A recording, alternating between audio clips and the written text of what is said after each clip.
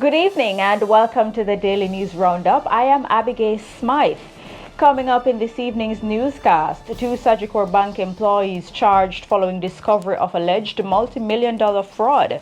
Man charged in relation to arson attack that killed mother and daughter in St. Mary. Jamaica's first Science, Technology, Engineering, Arts and Mathematics Academy coming to St. Catherine. Jamaican farmers and fishers to receive additional economic benefits to improve food production.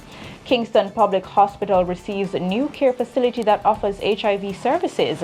In business, British International Investment renews financial relationship with the Caribbean. In the region, Trinidad and Tobago government looks to Jamaica for development of its small and medium enterprises. On the international scene, respiratory viruses spreads at unusual high levels, landing children in hospital. And in sports, Jamaica defends its championship title at Caribbean Golf Association Championship in Florida.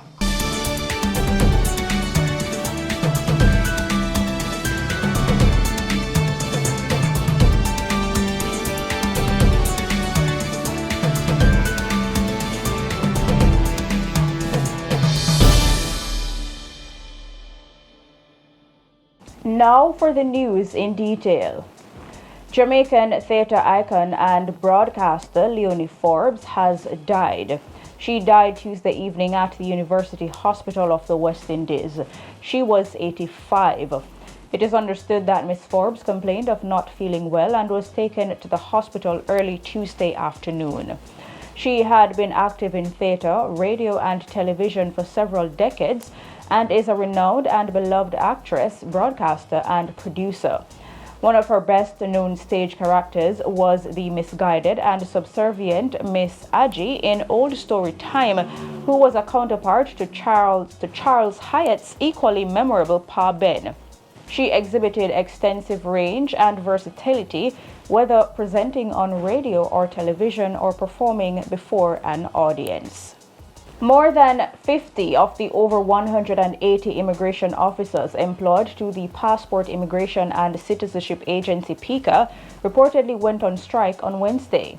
This over a contentious interdiction process, a special allowance and alleged mistreatment. General Secretary of the National Workers Union, Granville Valentine, says the workers had called in sick. Some of the affected divisions included shipping, deportation, border management, and extension of stay. It is understood that the matter of special allowance was reportedly brought to the Industrial Dispute Tribunal, which ruled that the benefit was to be afforded to immigration officers represented by the NWU. The workers are also reportedly frustrated by the general mistreatment allegedly meted out to them by management, including allegations about the interdiction of colleagues without disciplinary hearings. At least 3 immigration officers have reportedly been suspended without hearings. However, PICA has denied allegations that it has wronged workers and rejected reports of corrupt practices taking place. The Oberlin High School had to be dismissed earlier than usual on Wednesday following a disturbance at the institution. School ended at 10 a.m. after devotion. In a statement, the school says one of the teachers had previously informed them that she had a word for the student population. She was given the opportunity to share along with another teacher. The school's administration says during worship, some students were, quote, overpowered by the anointing and started to worship aloud, while a few others had to be taken to the nurse because they could not control themselves, and a few had also fainted, end quote. The statement says that some students also became afraid of what was happening. After worship ended, the students were sent back to their classes. However, more students were brought to the nurse as they were acting abnormally. The nurse, along with other teachers, tried to calm the disturbed students while others offered words of prayer. It is reported that some parents who were on the campus at the time also assisted in consoling the students, while other parents called the school to check in on their children. 2 employees of Sagicor Bank have been charged following the discovery of an alleged multi-million-dollar fraud at the financial institution. It's the latest case of fraud uncovered at a local financial institution. Assistant Commissioner of Police Anthony McCloughlin, who heads the police's counterterrorism and organized crime division, says the names will be released when the case goes before the court. In July, Arsenio Johnson, a retail support officer at the National Commercial Bank, was charged with larceny as a servant and breaches of the Proceeds of Crime Act and Cybercrimes Act over the alleged defrauding of at least $5.8 million from the bank. A man has been charged in relation to the October 18 arson attack in St. Mary that killed a mother and her 4-year-old daughter. He is 54-year-old Daniel Spike from Fraserwood Content in the parish. He was charged on Monday with 2 counts of murder, 5 counts of attempted murder, and arson. His court date is being finalized. Reports from the Port Maria police are that about 3:30 a.m., Beecher was at home with her relatives when an explosion woke them up. Shortly after, the house was seen on fire.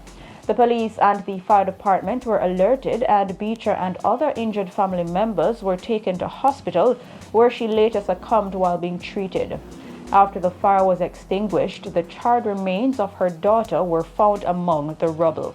The 3 policemen implicated in the murder of a St. Andrew Tyler were each offered $1 million bail on Monday when they appeared in the Home Circuit Court.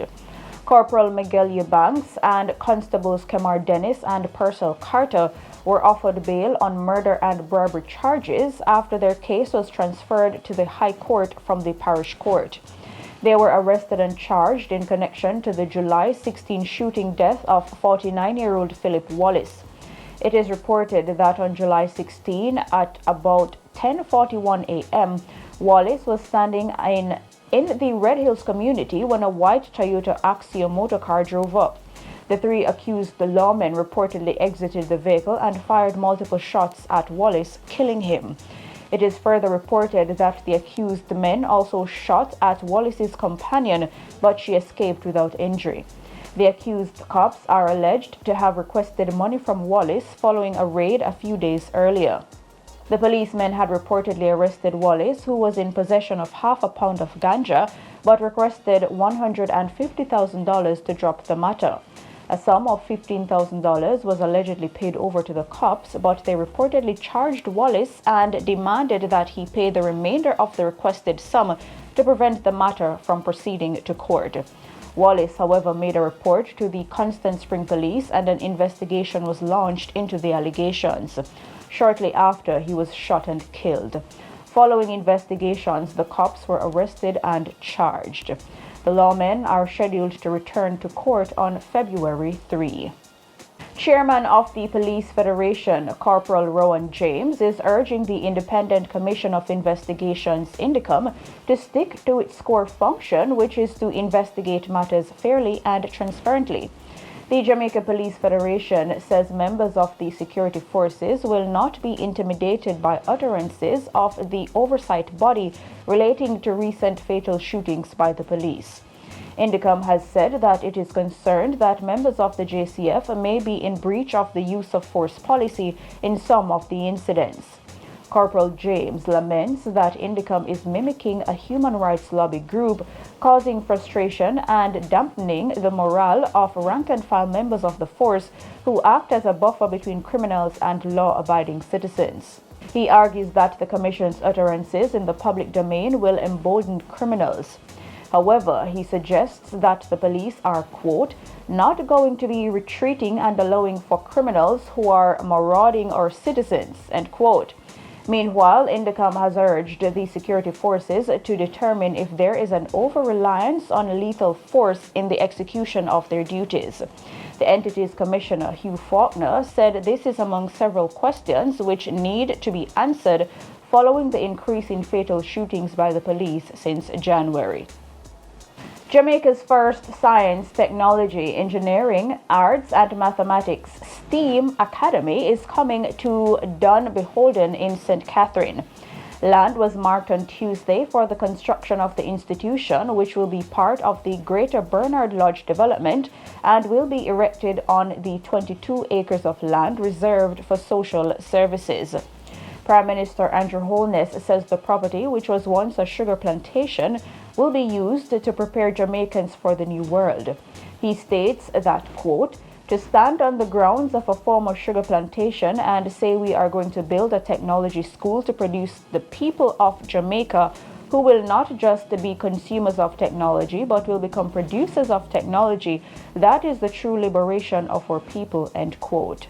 A total of 6 science, technology, engineering, and mathematics STEM schools will be built by the government at an overall cost of $133 million US. An institution for the arts will also be constructed. Minister of Education and Youth Favour Williams says the landmarking occasion is a significant step forward in the government's efforts to engage and develop students' interest in STEAM, and when completed, they expect to enroll approximately 2,400 students. The minister says the development will be significant in preparing Jamaican students for current and emerging jobs, as well as helping them to develop their own innovative and critical thinking skills to carve out new niches. Meanwhile, National Education Trust NET Chairman Ryan Reid adds that the academies to be built will be climate resilient, technology driven, and conducive for STEAM curriculum, as well as instruction, thus maximizing creativity, curiosity, intellectual rigor, and innovation for Jamaican students and educators. Member of Parliament for Eastern St. Thomas, Dr. Michelle Charles, is calling for the removal of 2 subcontractors from the South Coast Highway Improvement Project. The subcontractors are NF Barnes Construction and Equipment Company Limited and Kinetic Engineering Services. The main contractor is China Harbour Engineering Company Limited, Czech. They have been working on the project for 3 years. She says her call comes after protests by her constituents about the poor state of the road and even after Prime Minister Andrew Holness met with contractors. Dr. Charles notes that the progress has been slow and the maintenance and protection of the trafficway is extremely uncomfortable and downright disrespectful to the people of St. Thomas Eastern. She says the work on the roadway started 1 year before she was elected to the Parliament in September 2020.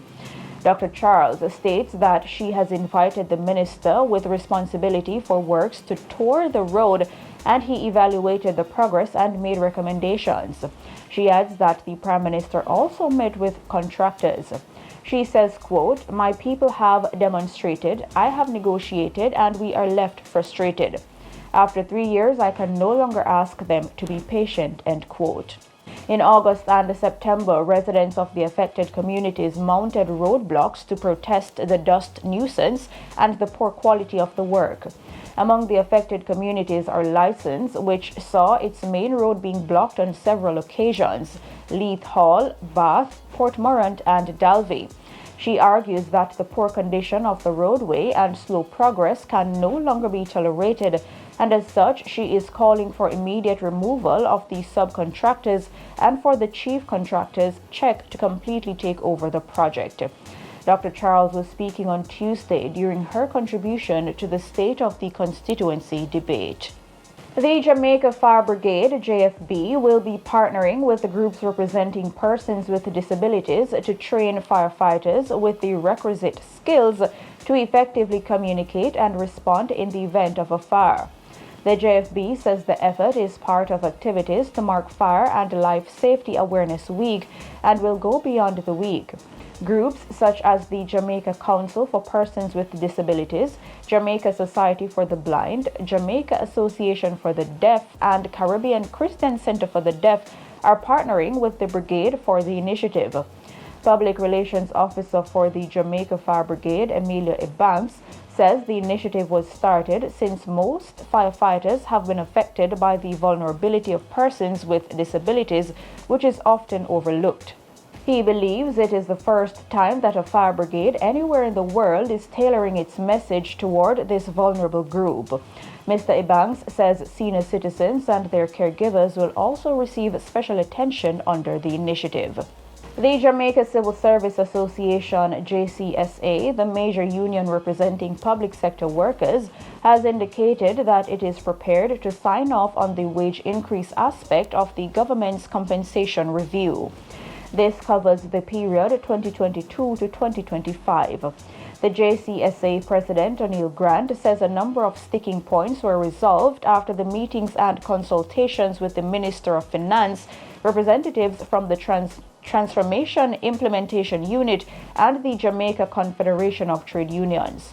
He says the Finance Ministry has guaranteed that there will be a minimum increase to all public sector workers who will fall under the compensation review. Mr. Grant states that the union welcomes the decision since some categories of workers had been concerned that there was little to nothing for them in the review. While it works on completing the compensation review, the Minister of Finance had agreed to a guaranteed minimum increase of 17.5% on a net pay for all public sector workers with effect from April 1, 2022. Additionally, the concern of travel officers has been addressed with the mileage rate to be increased to $100 per kilometer, up from $56. To settle the lack of increase in transport allowances for the 2021 to 2022 fiscal year, the ministry has agreed to make a payment of 10% on every level of these allowances. This means there would be no increase in these rates, as the lump sum would be viewed as a settlement of this obligation. Commenting on the response from JCSA members, Mr. Grant says some of them have grown wary of the process as they had expected it to be completed and anticipated they would start seeing the increased wages from July to cushion the rise in commodity prices. With the process now expected to stretch to the end of the year, Mr. Grant notes that workers remain anxious as it now awaits further deliberations at the Jamaica Confederation of Trade Unions, JCTU. JCTU President Helene Davis White says the JCSA's acceptance is the third group that has indicated that they are prepared to sign a wage deal with the government. Jamaican farmers and fishers are set to receive additional economic benefits to improve their food production through a new project launched by the Food and Agriculture Organization, FAO. The project is called the National Learning Route in Jamaica and is one of several initiatives to be implemented by the FAO this year. Jamaica is among the 7 countries to be engaged in the project. The other countries are Belize, Grenada, Dominican Republic, Guyana, Haiti, and St. Lucia. Minister of Agriculture and Fisheries Pernell Charles Jr. says the project will enable farmers' organizations to provide economic services to their members, which will improve their access to markets and finance as well as increase members' production. He adds that it will also improve the farmers' capacity to influence policy dialogue. Minister Charles says it is expected that at least 4 stakeholders in the industry will come on board to provide additional support. The Kingston Public Hospital, KPH, has received a new care facility that will offer prevention, treatment, and support services as part of Jamaica's national HIV program. The site, valued at over $9 million, is a donation of 3 retrofitted 20-foot containers made possible by the U.S. Centers for Disease Control and Prevention, CDC, through the President's Emergency Plan for AIDS Relief. Minister of Health and Wellness Dr. Christopher Tufton received the donation through a handing over ceremony with the United States Ambassador to Jamaica, Nick Perry, on Tuesday at the KPH. The KPH houses one of 6 sites through which HIV care, prevention, and treatment services can be accessed. A media release from the Ministry of Health said efforts to provide universal access to treatment for persons living with HIV remain a priority for the ministry. Information Minister Robert Morgan has acknowledged that the government was aware that titles of homeowners were used by developers to secure loans from the National Housing Trust, NHT. Chairman of the Housing Agency of Jamaica, Norman Brown, confirmed that the administration used titles of mortgages as collateral to secure loans from the NHT under the Operation Pride project. The acknowledgement follows criticism by East Rural St. Andrew MP Juliet Holness, who accused the former PNP administration of leaving homeowners unable to secure their titles. Minister Morgan noted that the inability of the homeowners to secure their titles is another example of the failures of Operation Pride. He said the issue has also highlighted a need for better land distribution. And in business, British International Investment (BII) has renewed its financing relationship with the Caribbean. This comes after its last stint in the Caribbean more than 20 years ago.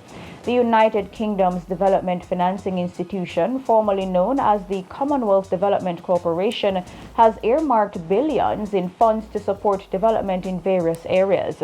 Speaking at the relaunch event in Kingston Tuesday morning, the UK's Minister of State for the Americas and the Overseas Territories, Jessie Norman, said the organization's return to the region was part of its strategy to aid sustainable development and growth. He said the BII plans to mobilize up to £8 billion a year of public and private sector investment by 2025. In the meantime, Finance Minister Dr. Nigel Clark said the organization's re-entry comes at a time when Jamaica is keen on various investment opportunities to become more resilient. He said Jamaica will need, quote, billions and billions of private investment, end quote, to accelerate its transition from fossil fuels to renewable energy as the country pushes to reduce its reliance on imported commodities. The entity projects that more than 30% of its investments will be geared toward climate-smart financing. And in the region, the Trinidad and Tobago government says it is using the very successful model implemented by Jamaica with its junior stock exchange, JSE, to develop one for its small and medium enterprises, SMEs. Finance Minister of Trinidad and Tobago, Com Imbert, says it is noteworthy that Jamaica has been very successful with its JSE, noting that where they have just 2 companies on the SME tier of their market, both of which have struggled in recent times, Jamaica has 46 active companies listed on its junior market. And on the international scene, as temperatures begin to drop in the United States, a handful of respiratory viruses are spreading at unusually high levels and landing children in the hospital. Doctors are urging parents to be aware of what symptoms signal a serious illness. Pediatric cases of the flu and RSV are on the rise. COVID cases are declining in kids, but the coronavirus too is circulating at high levels. Some children's hospitals are full to capacity for over 6 weeks, with emergency room volume up more than 150%. And on Wednesday, authorities searched for at least 8 migrants believed to be missing in waters near the historic area of Puerto Rico's capital. The U.S. Coast Guard said the people were apparently aboard a boat that capsized in San Juan Bay Tuesday night. 2 survivors from the Dominican Republic were rescued. The search comes amid a spike in human smuggling voyages departing from Haiti and the Dominican Republic as people flee poverty and violence. From October 2021 through September 2022, the U.S. Coast Guard detained at least 88 such voyages in waters near Puerto Rico and in the Mona Passage, which separates the U.S. territory from the island of Hispaniola, which is shared by Haiti and the Dominican Republic. During that period, more than 1,700 Dominicans were detained, along with 444 Haitians and 4 Cubans. And in sports, former reggae boy Ricardo Fuller is back at Stoke City after taking up a role as a coach in the academy. The 42-year-old, who made 72 appearances for Jamaica, represented Stoke City from 2006 to 2012. The former forward returns to Clayton Wood as part of the professional player-to-coach scheme, which is jointly run by the Premier League, EFL, and Professional Footballers Association. The initiative is aimed at increasing the ethnicity and diversity of coaches in the English game. Fuller will work across all age groups from under-9s to under-21s and lead team and individual coaching sessions. He will also gain an insight into life within the youth system, including sports science and recruitment. And Jamaica recently defended its championship title at the Caribbean Gulf Association's 4-ball championship in Florida. The team won all 6 trophies on offer at the event. Jamaica retained the coveted country trophy, the Ambrose Guthrie Cup, for best performing country with 53 points. Runner-up Bahamas was a distant 25 points away on 28, while third place Cayman Islands was on 22 points. Puerto Rico was further back in fourth on 16 points, just 4 points ahead of fifth place Trinidad and Tobago's 12. And that's it for the news roundup for today. I am Abigail Smythe. See you next time.